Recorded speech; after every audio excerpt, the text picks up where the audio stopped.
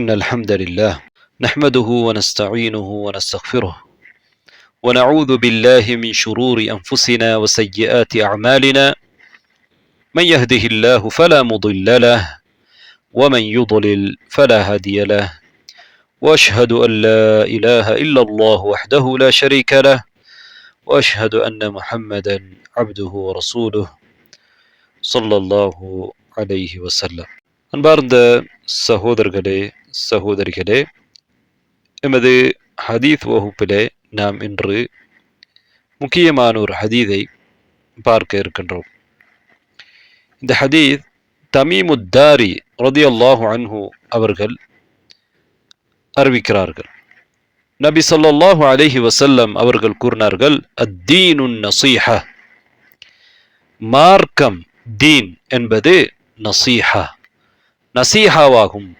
நசீஹா என்றால் நலவு நாடுதல் என்பது அதன் பொருள். நசீஹா என்ற சொல் நூன், சாத், ஹா ஆகிய 3 அடிப்படை சொல்லிலிருந்து உருவாகி இருக்கிறது. அதன் அடிப்படை அர்த்தம் என்னவென்றால், ஒன்று தூய்மையாவுதல் என்பது அர்த்தம். எல்லாவற்றிலும் கலப்படம் இல்லாத தூய்மையானதற்கு அந்த சொல் பயன்படுத்தப்படுகிறது. நாசிஹ் என்பது தேனாக இருக்கலாம் அல்லது வேறு பொருட்களாக இருக்கலாம். அது எந்த ஒரு கலப்படமும் மற்ற தூய்மையானதை அவ்வாறு குறிப்பிடுவார்கள். அல்லாஹு ரப்புல் ஆலமீன் குர்ஆனிலே வதூபு இலல்லாஹி தௌபத்தன் நஸூஹா, அல்லாஹ்வின் பக்கம் நீங்கள் தூய்மையாக கலப்படம் இல்லாமல் தௌபா செய்யுங்கள் என்று சொல்கிறான். அந்த சொல்லிலிருந்து தான் இதுவும் வந்திருக்கிறது.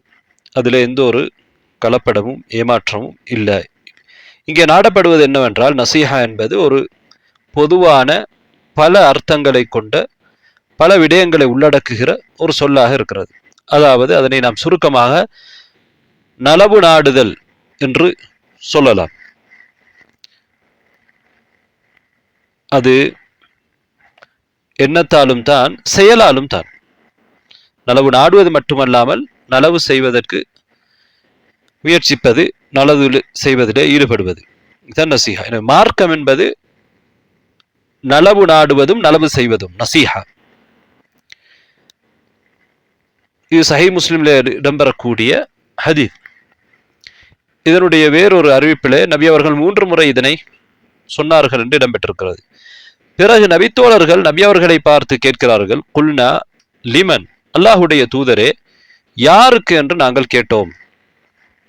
அப்போது நபி ஸல்லல்லாஹு அலைஹி வஸல்லம் அவர்கள் சொல்கிறார்கள், லில்லாஹி, அல்லாஹுக்கு, வலி கிதாபி, அவனுடைய வேதத்துக்கு குர்ஆனுக்கு, வலி ரசூலி, அவனுடைய தூதருக்கு முஹம்மது ஸல்லல்லாஹு அலைஹி வஸல்லம் அவர்களுக்கு, வலி அஇம்மத்தில் முஸ்லிமீன வ அம்மத்திஹிம், முஸ்லிம்களிலே தலைவர்களுக்கும் அவர்களிலே ஏனைய பொதுவான முஸ்லிம்களுக்கும்.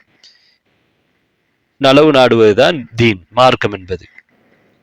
முதலிலே இந்த ஹதீஸை அறிவிக்கக்கூடிய நபித்தோழர் தமீமுத்தாரி ரலியல்லாஹு அன்ஹு அவர்கள். அவர்களுடைய பெயர் தமீம் இப்னு அவுஸ் இப்னு ஹாரிஜா அத்தாரி.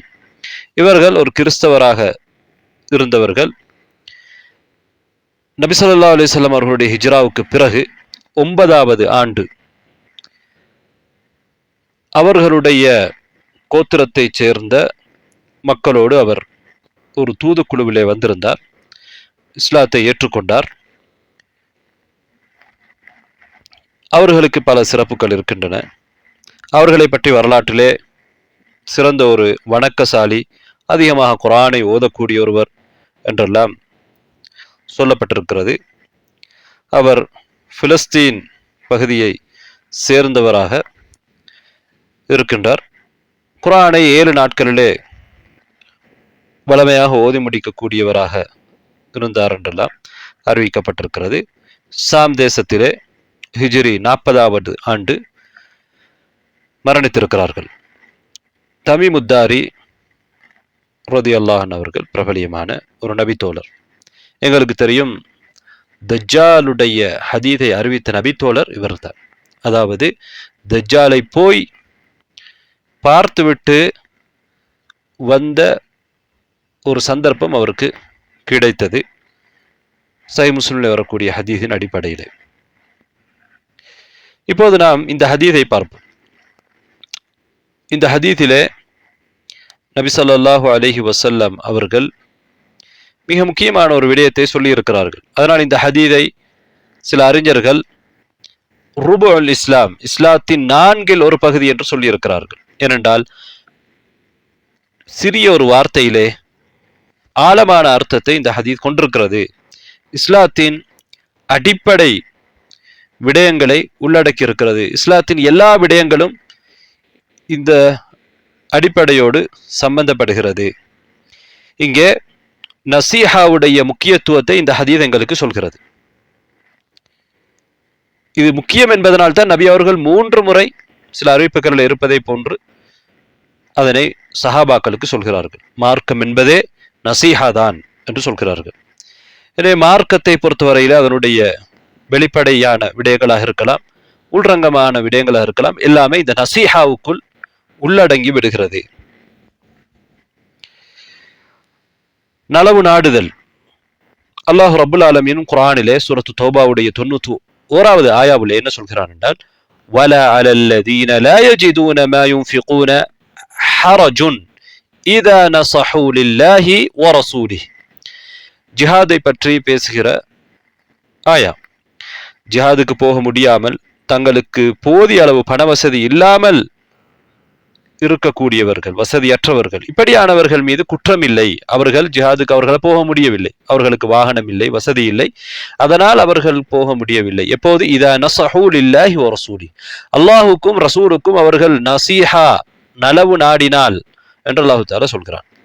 அதே போன்றுதான் ஜரீர் இப்னு அப்துல்லாஹ் ரலியல்லாஹு அன்ஹு அவர்கள் அறிவிக்கக்கூடிய ஒரு ஹதீஸிலே அவர்கள் என்ன சொல்கிறார்கள் என்றால், பைஅத்து ரசூலுல்லாஹி ஸல்லல்லாஹு அலைஹி வஸல்லம் அலா இகாமிஸ் ஸலாத்தி வ ஈதாஇஸ் ஸகாத்தி வன் நுஸ்ஹி லிகுல்லி முஸ்லிம்.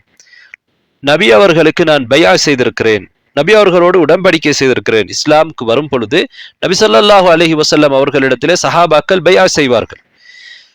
ஜரீர் ரலியல்லாஹு அன்ஹு அவர்களிடத்திலே நபி அவர்கள் எப்படி பைஆ எடுத்திருக்கிறார்கள்? தொழுகையை நிலைநாட்ட வேண்டும், ஜகாவை கொடுக்க வேண்டும், ஒவ்வொரு முஸ்லிமுக்கும் நலவு நாட வேண்டும், ஒவ்வொரு முஸ்லிமுக்கும் நலவு நாட வேண்டும் என்பது நபி ஸல்லல்லாஹு அலைஹி வஸல்லம் அவர்கள் பைஆ எடுத்த ஒரு விடயமாக இருக்கிறது, உடன்படிக்கை செய்த ஒரு விடயமாக இருக்கிறது.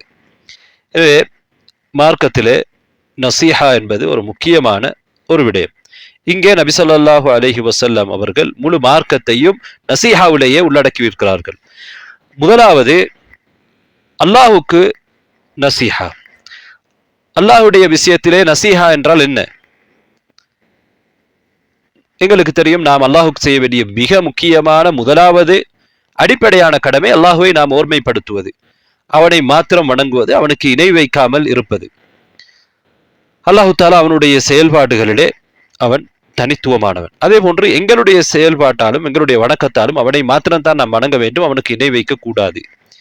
அதே போன்று அல்லாஹு தஆலாவுடைய பெயர்களிலும் பண்புகளிலும் அதை எப்படி நாம் புரிய வேண்டுமோ அவனுடைய தகுதிக்கு ஏற்ற முறையிலே நாம் அதனை புரிந்து கொள்ள வேண்டும். அதனை திரிவுபடுத்துவதோ அல்லது மறுப்பதோ, அதுக்கு வியாக்கியானங்கள் கொடுப்பதோ கூடாது.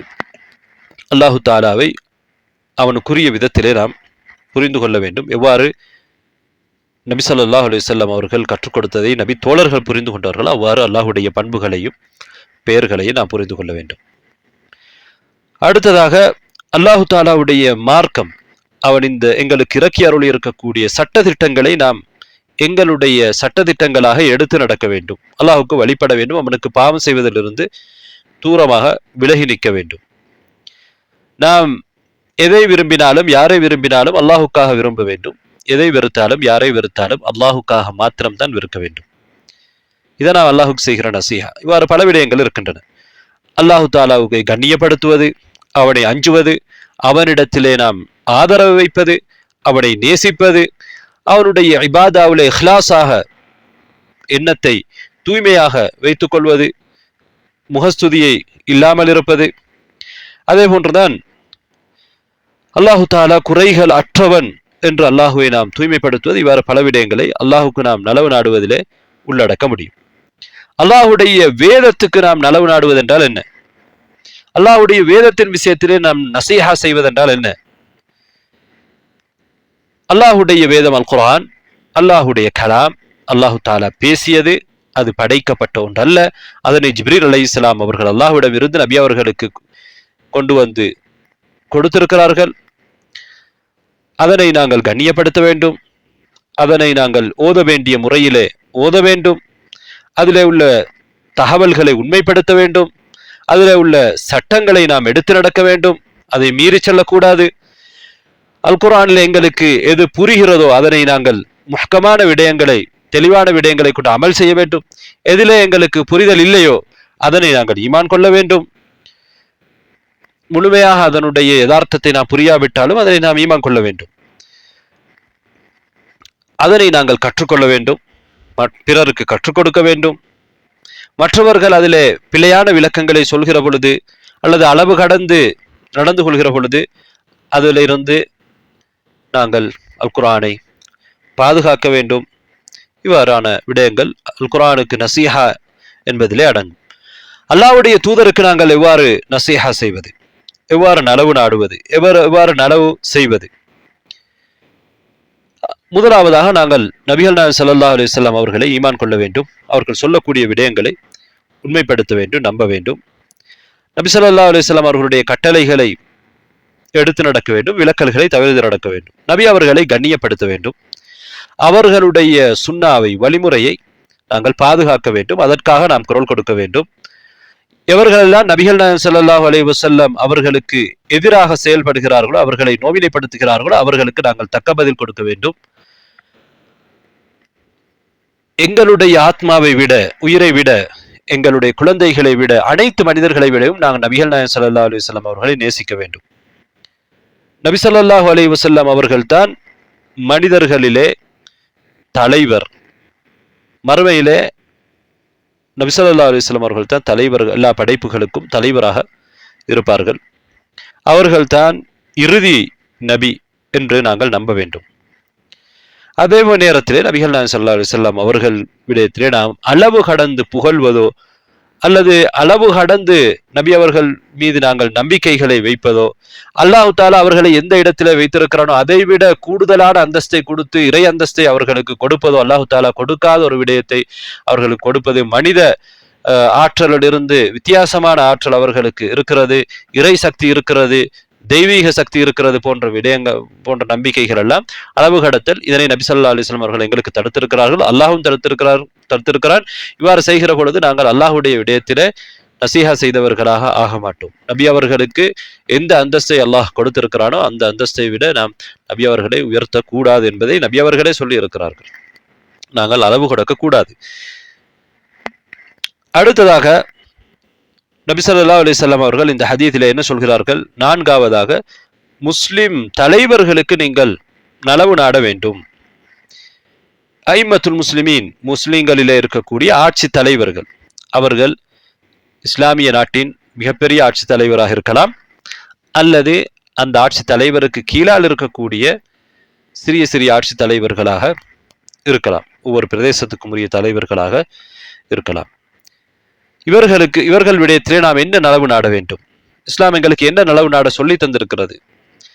முதலாவதாக அவர்களுக்கு நாங்கள் கட்டுப்பட வேண்டும். பாவம் இல்லாத விடயங்களிலே அவர்கள் சொல்வதை, அவர்கள் போடக்கூடிய சட்டதிட்டங்களை நாம் ஏற்று நடக்க வேண்டும். அதற்கு முரண்படக்கூடாது. இது நபி ஸல்லல்லாஹு அலைஹி வஸல்லம் அவர்கள் எங்களுக்கு வலியுறுத்தி இருக்கக்கூடிய ஒரு விடயம். சத்தியத்திலே அவர்களுக்கு நாங்கள் ஒத்துழைக்க வேண்டும். நல்ல விடயங்களை அவர்கள் செய்கிறார்கள் என்றால் அதிலே நாங்கள் அவர்களுக்கு ஒத்துழைப்பு கொடுக்க வேண்டும். நல்ல விடயங்களை அவர்களுக்கு எங்களால் முடியுமான அளவு ஞாபகம் ஊட்ட வேண்டும், அவர்களுக்கு எத்தி வைக்க வேண்டும். சில நேரங்களிலே அவர்கள் சில விடயங்களை மறந்திருப்பார்கள், சில கடமைகளை அவர்கள் தெரியாமல் இருப்பார்கள். எனவே தெரிந்தவர்கள், முடியுமானவர்கள் அவர்களுக்கு அதற்குரிய முறையிலே அவர்களுக்கு அந்த விடயங்களை எத்தி வைக்க வேண்டும். அது அவர்களுக்கு நாம் நலவு நாடுவது. அதே போன்றுதான் அவர்களுக்கு எதிராக கிளர்ச்சி செய்யக்கூடாது. இஸ்லாம் எங்களுக்கு ஆட்சியாளர்களுக்கு எதிராக, முஸ்லிம் ஆட்சியாளர்களுக்கு எதிராக கிளர்ச்சி செய்வதை தடை செய்திருக்கிறது. அவர்கள் தெளிவாக காஃபிராக மாறிவிட்டார்கள் என்று நிலைக்கு வந்தாலே தவிர அவர்களுக்கு எதிராக நாம் கிளர்ச்சி செய்யக்கூடாது என்று நபி அவர்கள் மிக கடுமையாக சொல்லியிருக்கிறார்கள். அடுத்ததாக, அவர்களுக்கு எதிராக, அவர்களுக்கு கட்டுப்படுகிற விடயங்களில் எல்லாம் மற்ற முஸ்லீம்களை நாங்கள் தூண்டக்கூடாது. அவர்களுக்கு கட்டுப்படுவதற்கு தான் நாம் தூண்ட வேண்டுமே தவிர அவர்களுக்கு மாறு செய்வதற்கும் அவர்களுக்கு எதிரான மனப்பான்மையை உருவாக்குவதற்கும் முயற்சி செய்யக்கூடாது. இது தடை செய்யப்பட்ட ஒரு விடயம். இதனால் முஸ்லிம்களுக்கு இடையிலே ஒற்றுமை இல்லாமல் போகும். ஆட்சியாளருக்கும் ஆட்சி செய்யப்படுகிறவர்களுக்கும் இடையிலே ஒரு நல்லுறவு இருக்காது. இதனை மார்க்கம் தடை செய்திருக்கிறது. பல ஹதீஸ்களிலே இது போன்ற விடயங்களை நீங்கள் பார்க்கலாம். அதே போன்று அவர்களுக்காக நாங்கள் துஆ செய்ய வேண்டும். ஏனென்றால் ஒரு ஆட்சியாளர் சீராகிவிட்டால் அவருடைய ஆட்சிக்கு கீழே இருக்கக்கூடியவர்களுக்கு நலவு பயக்கும். அதனால் தான் சில அறிஞர்கள் சொல்லி இருக்கிறார்கள், எனக்கு கபூல் செய்யப்படுகிற ஒரு துஆ இருந்தால் நான் ஆட்சியாளர்களுக்காக அந்த துஆவை கேட்பேன்.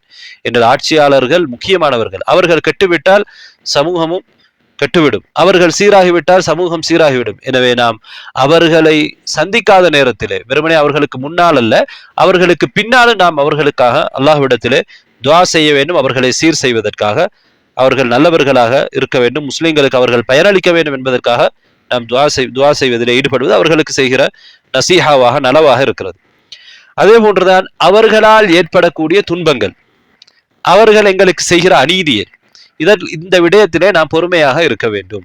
நபி அவர்களும் அப்படித்தான் எங்களுக்கு சொல்லி இருக்கிறார்கள்.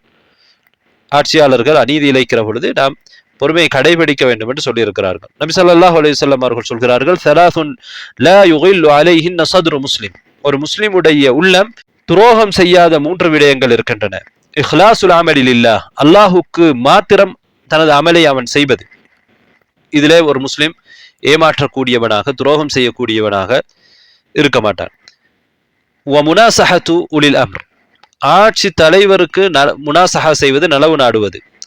வ லுசூமி ஜமாஅத்தில் முஸ்லிமீன், முஸ்லிம் கூட்டமைப்பை பற்றி பிடித்துக் கொள்வது. ஒரு முஸ்லீம்களுடைய ஒரு கூட்டமைப்பு இருக்கிறது, ஒரு ஆட்சியாளர் இருக்கிறார், அவர்களுக்கு எல்லாம் மக்கள் கட்டுப்பட்டு இருக்கின்ற பொழுது அதனை உடைக்க கூடாது. ஆட்சியாளருக்கு எதிராக கெட்ட எண்ணங்களை மக்களிடத்திலே உருவாக்கி, வெறுப்புணர்வுகளை உருவாக்கி, ஒற்றுமை இனத்தை உருவாக்க கூடாது.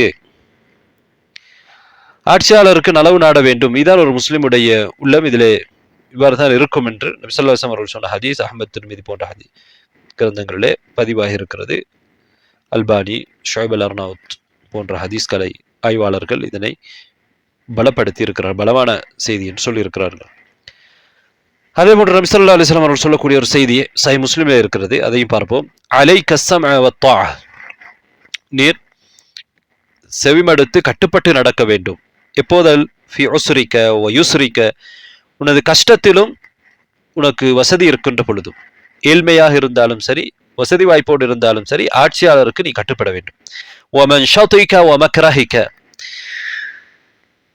உன்னை உற்சாகமூட்டுகிற விடயங்கள் எல்லாம் தான், உனக்கு வெறுப்பாக இருக்கிற விடயங்களிலும் தான், நீ விரும்பாத எல்லா விடயங்களிலும் ஆட்சியாளருக்கு நீ கட்டுப்பட வேண்டும். அதாவது பாவத்தில் அல்ல, ஆனால் மனதுக்கு விருப்பமாக இருக்கலாம் ஒரு விடயம் மனதுக்கு விருப்பமாக இல்லாமல் இருக்கலாம். எதிரும் நீ ஆட்சியாளருக்கு கட்டுப்பட வேண்டும். அசரத்தின் அடைக், உனக்கு எதிராக இந்த உலக விடயத்திலே அவர்கள் உனக்கு எதிராக உனக்கு தர வேண்டிய ஹக்கை தராமல் அவர்கள் நடந்து கொண்டாலும் கூட அவர்களுக்கு நீ கட்டுப்பட வேண்டும். இதுதான் நபி ஸல்லல்லாஹு அலைஹி வஸல்லம் அவர்கள் சொல்லக்கூடிய உபதேசம் சஹீஹ் முஸ்லிமிலே இடம்பெற்றிருக்கிறது. இங்கே ஐமத்துல் முஸ்லிமீன், முஸ்லிம் தலைவர்கள் என்று நபிகள் நாயகம் ஸல்லல்லாஹு அலைஹி வஸல்லம் அவர்கள் சொல்லியிருப்பது ஆட்சி தலைவர்களைத்தான். பொதுவாக சில அறிஞர்கள் இதில் யாரையும் சேர்ப்பார்கள், அறிஞர்களையும் சேர்ப்பார்கள். அதாவது மார்க்கத்தை கற்று தெரிந்து மற்றவர்களுக்கு மார்க்கத்தை போதிக்கின்ற, மார்க்கத்தை செயல்படுத்துகின்ற உண்மையான உலமாக்கள், அறிஞர்கள். இவர்களும் முஸ்லிம்களுடைய தலைவர்கள் என்றால் மார்க்க விடயத்திலே அவர்கள் மக்கள் அந்த உலமாக்களை சார்ந்திருப்பார்கள். அவர்கள் சொல்வதை பாவமில்லாத விடயங்களிலே கேட்டு நடப்பார்கள். அவர்களுக்கு சந்தேகம் வருகிற பொழுது அவர்களிடத்தில் சென்று சந்தேகங்களை தீர்த்து கொள்வார்கள். இவர்களும் ஆட்சி தலைவர்கள் தான். ஐம்மா என்று சொல்கிற பொழுது அறிஞர்களும் அதிலே அடங்குவார்கள். அதனால் அவர்கள் விடயத்திலும் நாம் நலவு நாட வேண்டும், சந்தேகம் இல்லை. ஒவ்வொருவருக்கும் நாம் எல்லோருக்கும் நலவு நாட வேண்டும் என்று இந்த ஹதீஸ் எங்களுக்கு சொல்கிறது. ஆட்சி தலைவருக்கும் நலவு நாட வேண்டும், பொதுமக்களுக்கும் நலவு நாட வேண்டும். ஆட்சி தலைவர்களிலே உலமாக்கள் அடங்காவிட்டாலும் பொதுமக்களிலே ஏனையவர்களிலே ஆட்சிக்கு இல்லாதவர்களிலே அடங்கினாலும் கூட இவர்களுக்கு தனியான அந்தஸ்து இருக்கிறது என்பது எல்லோருக்கும் தெரியும். மார்க்கம் அந்த அந்தஸ்தை அவர்களுக்கு கொடுத்திருக்கிறது. எனவே அவர்களை நாம் நேசிக்க வேண்டும். அவர்களுடைய அந்தஸ்தையும் அறிந்து அவர்களை எந்த இடத்துல வைக்க வேண்டும் அந்த இடத்துல வைக்க வேண்டும். அவர்களோடு நாம் ஒழுக்கமாக நடந்து கொள்ள வேண்டும். அதே நேரத்தில் அவர்களில் எவருக்கும் நாங்கள் தாசுப் பிடிவாதமாக நடந்து கொள்ளக்கூடாது. அவர்களை அவர்களுக்குரிய அந்தஸ்தை விட உயர்ந்த அந்தஸ்தை கொடுக்க வேண்டிய அவசியம் இல்லை.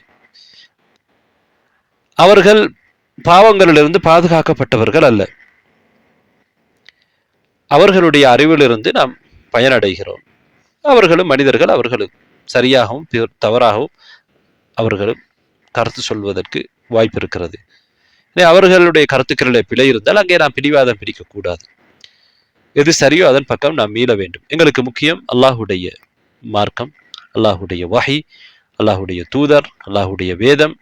இறுதியாக ஐந்தாவதாக நபி ஸல்லல்லாஹு அலைஹி வஸல்லம் அவர்கள் சொன்ன விடயம் ஆம்மத்துல் முஸ்லிமீன், முஸ்லீம்களிலே ஏனையவர்கள், பொதுவானவர்கள், தலைவர்கள் அல்லாதவர்கள், அவர்களுக்கும் நசீஹா வேண்டும். அவர்களுக்கும் ஒரு முஸ்லிம் நலவு நாட வேண்டும், நலவு செய்ய வேண்டும். எப்படி ஒரு முஸ்லிம் ஏனைய முஸ்லீம்களுக்கு நலவு செய்ய வேண்டும் என்பதற்கு ஏராளமான வழிகாட்டல்களை இஸ்லாம் எங்களுக்கு தந்திருக்கிறது. எனவே ஆட்சி தலைவர்கள் அல்லாத ஆமத்துல் முஸ்லிமீன் என்பதிலே ஆண்கள், பெண்கள், செல்வந்தர்கள், ஏழைகள், பெரியவர்கள், சிறியவர்கள் எல்லோருமே அடங்குவார்கள். எனவே முஸ்லீம்களுக்கு நலவு நாடுவது என்பது ஒருவர் தான் விரும்புவதை, தனக்கு எந்த நலவுகளை எல்லாம் அவர் விரும்புகிறாரோ அதை ஏனைய முஸ்லீம்களுக்கும் அவர் விரும்ப வேண்டும். தனக்கு எந்த கெடுதிகள் எல்லாம் வரக்கூடாது என்று அவர் வெறுக்கிறாரோ அதனை அவர் ஏனைய முஸ்லீம்களுக்கும் வரக்கூடாது என்று வெறுக்க வேண்டும். அவர்களுக்கு எப்படியெல்லாம் நலவு செய்ய முடியுமோ, இஹ்சான் செய்ய முடியுமோ அதனை செய்ய வேண்டும். தன்னிடமிருந்து எந்த கெடுதிகளும் அவர்களுக்கு போகாமல் அதை தடுத்து கொள்ள வேண்டும். அவர்களுக்கு நலன் பயக்கக்கூடிய எந்த விடயங்களில் எல்லாம் செய்ய முடியுமோ அவற்றிலே அவர் ஒரு முஸ்லிம் ஈடுபட வேண்டும். அவர்களுக்கு பயனளிக்கக்கூடிய விடயங்களை ஒரு முஸ்லிம் கற்றுக் கொடுக்க வேண்டும். எனவே ஒரு முஸ்லிம் ஏனைய முஸ்லிம்கள் விடயத்திலே குரோதத்தோடு, பொறாமையோடு, வஞ்சகத்தோடு நடந்து கொள்ளக்கூடாது. அவர்களுடைய சொத்துக்களையும் மானங்களையும் பாதுகாக்க வேண்டும். இம்மையிலும் மறுமையிலும் அவர்களுக்கு எதிலெல்லாம் நலவிருக்கிறதோ அந்த விடயங்களை ஒரு முஸ்லிம் அவர்களுக்கு விரும்ப வேண்டும். அதிலே முடியுமான அளவு அதை செய்ய வேண்டும். எனவே அவர்கள் மீது அவர்கள் பிழை செய்கிற பொழுது அதனை நல்ல முறையிலே அவர்களுக்கு அதை சுட்டிக்காட்ட வேண்டும். அவர்கள் மீது இரக்கம் காட்ட வேண்டும். அவர்களிலே சிறியவர்களுக்கு இரக்கம் காட்ட வேண்டும். பெரியவர்களை மதிக்க வேண்டும். அவர்களுக்கு வரக்கூடிய ஆபத்துகளில் இருந்து அவர்களை பாதுகாக்க வேண்டும். இதெல்லாம் ஒரு முஸ்லிம் ஏனைய முஸ்லிமுக்கு செய்ய வேண்டிய கடமைகள். குறிப்பாக அவர்களை அல்லாஹ்வுடைய மார்க்கத்திலே அவர்கள் இல்லாமல் இருந்தால், தூரமாக இருந்தால், மறந்திருந்தால் அவற்றை அவர்களுக்கு ஞாபகப்படுத்துவது, அல்லாஹ் ரசூலுடைய கட்டளைகளை, மார்க்கத்தை அவர்களுக்கு எடுத்து செல்வது, இதெல்லாம் முக்கியமானது. எனவே அல்லாஹ் ரப்புல் ஆலமீன் நபிகள் நாயகம் ஸல்லல்லாஹு அலைஹி வஸல்லம் அவர்கள் சொன்ன இந்த நசீஹா என்கிற பண்பை கொண்டவர்களாக என்னையும் உங்களையும் எங்களை சார்ந்தவர்களையும் ஆக்குவானாக. எங்களுடைய பாவங்களை மன்னித்து அவனுடைய சொர்க்கத்துக்கு எங்களை நுழைவிப்பானாக. வாஹிர் தாவானா அல்ஹம்துலில்லாஹி ரப்பில் ஆலமீன்.